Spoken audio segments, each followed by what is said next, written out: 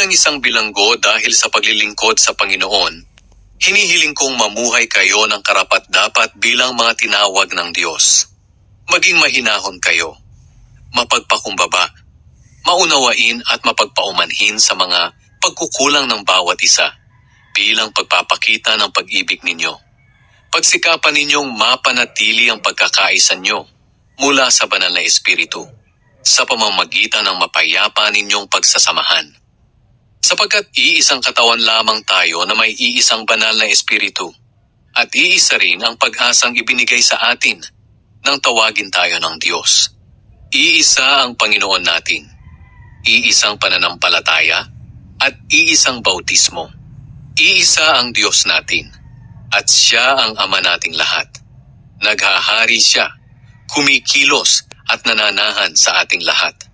Ngunit kahit na bahagi tayo ng iisang katawan, binigyan ng bawat isa sa atin ng kaloob ayon sa nais ibigay ni Kristo.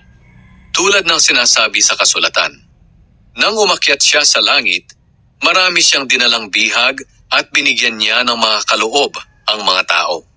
Ngayon, ano ang kahulugan ng umakyat Siya sa langit? Ang ibig sabihin nito ay bumaba muna Siya rito sa lupa. At Siya na bumaba rito sa lupa, ang Siya ring umakyat sa kataas-taasang langit para maging lubos ang kapangyarihan Niya sa lahat ng bagay. Ang iba'y ginawa Niyang apostol, ang iba'y propeta, ang iba'y mangangaral ng magandang balita, at ang iba naman ay pastor at guro. Ginawa Niya ito para ihanda sa paglilingkod ang mga pinabanal at para lumago at maging matatag sila bilang katawan ni Kristo.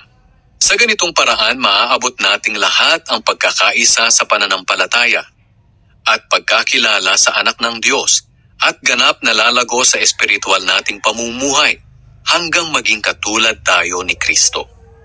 At kapag naabot na natin ito, hindi na tayo tulad ng mga bata na pabago-bago ng isip at nadadala ng iba't ibang aral ng mga taong nanlilinlang na ang hangad ay dalhin ng mga tao sa kamalian.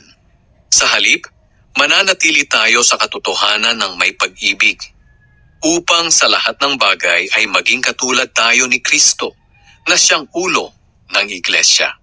At sa pamumuno Niya, ang lahat ng bahagi ng katawan na walang iba kundi ang mga mananampalataya ay pinag-uugnay-ugnay, at ang bawat isa ay nagtutulungan.